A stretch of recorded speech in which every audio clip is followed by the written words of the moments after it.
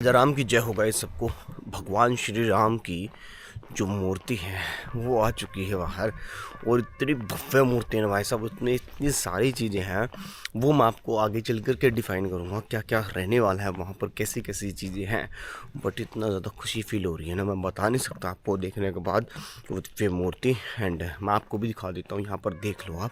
And यहाँ पर ये चीज़ क्या है, इसके अंदर कैसे इन चीज़ों को बनाया गया है, ये काला पत्थर ही क्यों यूज़ किया गया है, वो आपको मैं धीरे धीरे बताता रहूँगा। इस वीडियो में बने रहिए। एंड बाय द वे यहाँ पर हुआ क्या है कि है ना, मतलब इतनी तगड़ी तरीके से तैयारियां चल रही हैं पूरे देश के अंदर। भगवान श्री राम के आगमन की इतनी अच्छी तैयारियां चल रही हैं ना, हम भी बहुत अच्छे तरीके से तैयारी कर रहे हैं। शायद भगवान ने ना अयोध्या इसलिए नहीं बुलाया मेरे को क्योंकि यहाँ पर भी थोड़ा बहुत कार्यक्रम दिखाना है ना भाई, तो हम कुछ बहुत हटके करने वाले हैं। आप देख लेना, आपको पता लग जाएगा, इंतज़ार कीजिए हर घड़ी का, मज़ा आएगा। सीधे अखाड़े में पहुँच जाता हूँ जल्दी से।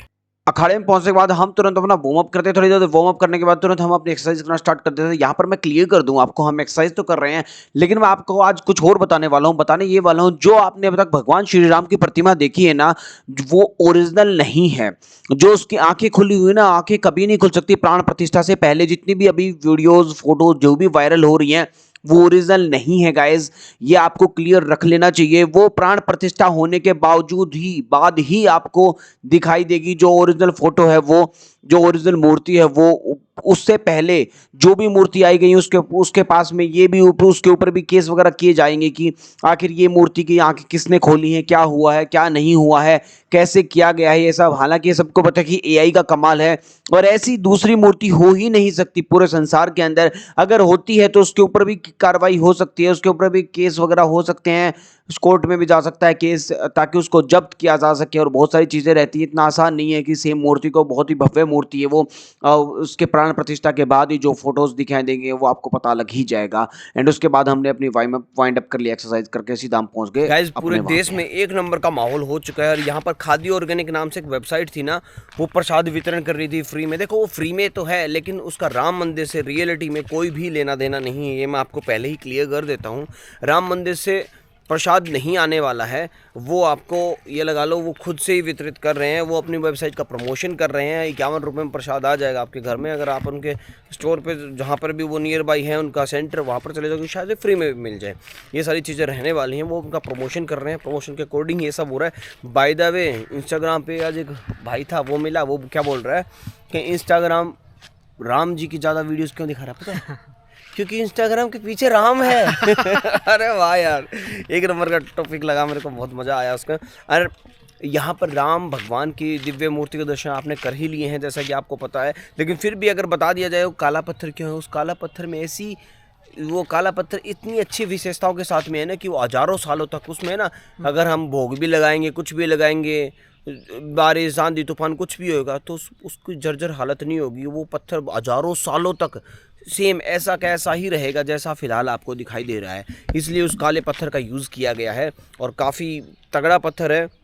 एंड यहाँ पर जो भगवान श्री राम की जो भव्य मूर्ति आई है उसके अकॉर्डिंग अगर देखा जाए तो यहाँ पर हो क्या रहा है, इसमें ना 10 के 10 अवतार हैं भगवान के, जैसे मत्स्य अवतार, कूर्म, वराह, नरसिंह, वामन, परशुराम, कृष्ण एंड बुद्ध एंड कल की तक भी अवतार देखने को मिलेंगे। हनुमान जी हैं। मूर्ति का वजन लगभग 200 किलो का है और यहाँ पर मूर्ति की ऊंचाई 51 इंच, मतलब कि 4 फुट 24 इंच की मूर्ति देखने को मिलेगी। चौड़ाई 3 फीट की रहेगी, मतलब काफ़ी बड़ी है। गरुड़ भी हैं यहाँ पर, और ऊपर ओम का निशान, सूर्य का निशान, स्वास्तिक का निशान, बहुत सारी चीज़ें रहने वाली हैं यहाँ पर। मतलब एक ही मूर्ति में सभी भगवान के, विष्णु की जितने भी अवतार हैं सभी के दर्शन देखने को मिल जाएंगे आपको।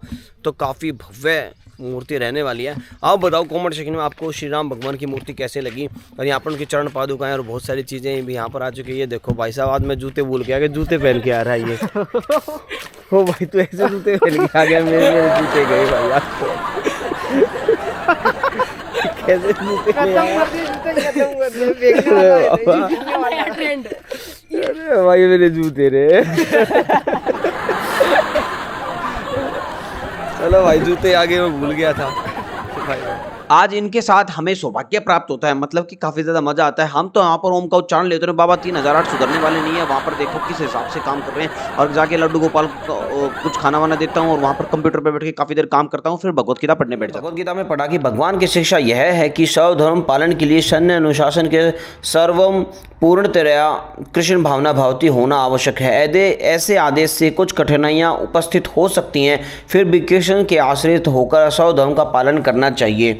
मतलब कि आलस्य से रहित हो सकता है आपका जीवन, लेकिन अपने गुणों तथा स्थिति के अनुसार प्रत्येक व्यक्ति को विशेष प्रकार का कार्य करना होता है। अगर वह व्यक्ति उस प्रकार का कार्य कर लेता है तो शायद जीवन में आने वाली कठिनाइयों का सामना कर सकता है। ऐसे कर्तव्यों का पालन कृष्ण भावना भावती होकर ही किया जा सकता है। इस आपको पता तो लग ही गया होगा कि भगवान श्री राम की प्रतिमा वो ओरिजिनल ही है, और यहाँ पर देखने के लिए मैं बाहर निकला था थोड़ी देर काम धाम करने के बाद में, तो यहाँ पर देखा वाओ कितना अच्छा सजा दिया था हमने भाई साहब रात को मंदिर को, और वहाँ पर अभी है ना भजन कीर्तन हो रहे थे, काफी ज्यादा अच्छा लग रहा था। और ये सजावट सिर्फ वहां पर नहीं, पूरे हाटपिपलिया के अंदर, पूरे देश के अंदर हो रही है। जगह जगह पर, गली गली, मोहल्ले मोहल्ले भगवान श्री राम का आगमन किया जा रहा है। और यहाँ पर मैं कुछ सामान लेकर आया था, कुछ कैंची और कुछ अपने चाकू वगैरह पहने करवाने थे। मैं उनके पास चला जाता हूँ, आज उनका लास्ट दिन था, वो जाने वाले थे, जल्दी से पकड़ लिया मैंने उनको। बाबा 3008 की वजह से अगर वो निकल जाते ना तो मैं इनको इनकी धार नहीं करवा पाता, जिसकी वजह से मेरे को काफी ज्यादा नुकसान हो जाता है, मेरे को नए लेकर आने पड़ते। इसलिए मैं जल्दी से उनको मिल लेता हूँ। भगवान श्री राम की कृपा है जो ये मिल गए मेरे को, और उन्होंने मेरे को कुछ नई चीज बताई, ये भी आपको पता लग जाएगा। देखो आप एक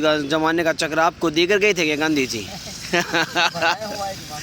अरे आपने सही है, आज पहले मशीन से होता था ये, अब बीच में मशीन से होने लगा था, आप हाथ से ही कर रहे हो। वैसे किस मटेरियल का बना हुआ है ये चक्रा? लोहे का है? एम्ब्री?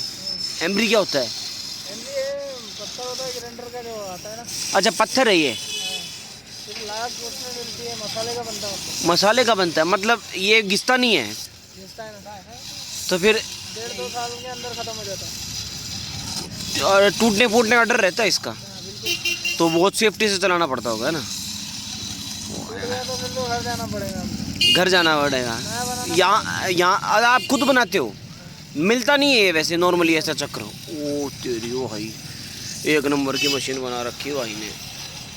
घर पे फ्रूट्स कम खत्म हो गए थे, तो मैंने सोचा थोड़े बहुत फ्रूट्स ले लिए जाएं। 2-4 फ्रूट्स ले लिए, अनार, पपीता, पपीता तो नहीं बने, अनार और केले, सेब, संतरे एंड कुछ केले वगैरह और ले लिए थे। यहाँ पर नारियल पानी ले लिया था, और सीधा मैं पहुंच जाता हूँ अपने घर पे। गाइस जहाँ पर मैं चाकू छुरी ठीक करवा रहा था ना, भाई दा ये तो देखो अच्छी, मेरे को पता नहीं था इतनी महंगी होती है यार, पर ठीक है ये तो काफ़ी अच्छी हो गई है। बट जहाँ पर मैं करवा रहा था ना, वहाँ पर भैया मिलते हैं, वो बोलते हैं आपकी कुछ पुरानी फ़ोटोज़ हैं मेरे पास, वो मैं रिकॉर्ड नहीं कर पाया। सारी चीज़ें रिकॉर्ड कैसे करूँ यार, 24 घंटे ध्यान नहीं रहता। बट ये देखो भाई साहब, एक नंबर की फ़ोटोज़ हैं, ये फेसबुक पे हर जगह इंस्टॉल कर दी जाएंगी। ये देखो भाई, राम जी के साथ में भाई साहब, गाइस देखो कितना ज़्यादा प्यारा फ़ोटो आ रखा है भैया। ओ हो, देखो अपने प्यारे राम जी। कमेंट में लिख दो जय श्री राम। फिर 3-4 घंटे काम करने के बाद में मैं अपनी खाना वाना खा लेता हूँ। आज भाई साहब मटर के पराठे बने थे, चटनी के साथ खा लेता हूँ, काफ़ी ज़्यादा मज़ा आता है। कुछ टोमेटो की चटनी भी बनाई थी हमें घर पे, मिर्ची वगैरह, और काफ़ी ज़्यादा बिल्कुल देसी टाइप में, और काफ़ी ज़्यादा मज़ा आ गया। और सीधा पहुँच जाते हैं अपने मंदिर, भगवान श्री राम के दर्शन करते हैं। और यहाँ पर सजावट देखो भाई साहब, यहाँ पर सिर्फ भगवान श्री राम नहीं, हनुमान जी और बहुत सारे मंदिर की जो सजावट, आज फिर से हम और एक स्टेप और ऊपर लेकर जाने वाले हैं। भगवान श्री राम के दर्शन करते हैं, फिर पूजा पाठ भी करते हैं यहाँ पर। और हम बाबा 3008 और काफ़ी सारे लोग यहाँ पर आ चुके थे, जो पहले से सजावट करते हैं, माता जी के भी दर्शन करते हैं, भोलेनाथ के दर्शन करते हैं, और सीधा हनुमान जी के दर्शन करने के बाद थोड़ा बहुत काम करना स्टार्ट कर दें हम यहाँ पर। और लोग धीरे धीरे इकट्ठा होना स्टार्ट हो रहे थे, क्योंकि अभी है ना थोड़ी देर बाद आरती भी होने वाली है, और आरती के बाद भी थोड़ा बहुत काम किया जाएगा। और जैसे जैसे आप सबको बता दूं, मैं जो ये वीडियो हाटपिपलिया वाला देख रहा है, तो मैं इसको क्लियर कर दूं कि भाई साहब 22 तारीख को हम बहुत तगड़ी वाली प्रभात फेरी निकालने वाले हैं, तो काफ़ी ज़बरदस्त माहौल रहने वाला है उसका भी। उसके तुरंत बाद टाइम हो जाता है आरती का, जल्दी से हम सभी मिल कर के आरती कर लेते हैं। और आज आरती में काफ़ी सारे लोग आए थे, काफ़ी ज़्यादा भीड़ हो गई थी। अभी जो देख रहे हो आप वो बहुत ज़्यादा कम है, उससे पहले काफ़ी ज़्यादा लोग जा चुके हैं यहाँ से। और अभी उसके बाद में भी ये औरतें बैठ कर के, महिला बैठ कर वहाँ पे कीर्तन वगैरह करते हैं। फिर शाम को हम थोड़ी देर बाद हम झंडा वगैरह और 2 ध्वज वगैरह आस-पास लगाते हैं, और जय श्री राम बोल के इस वीडियो का यहीं पर एंड करता हूँ।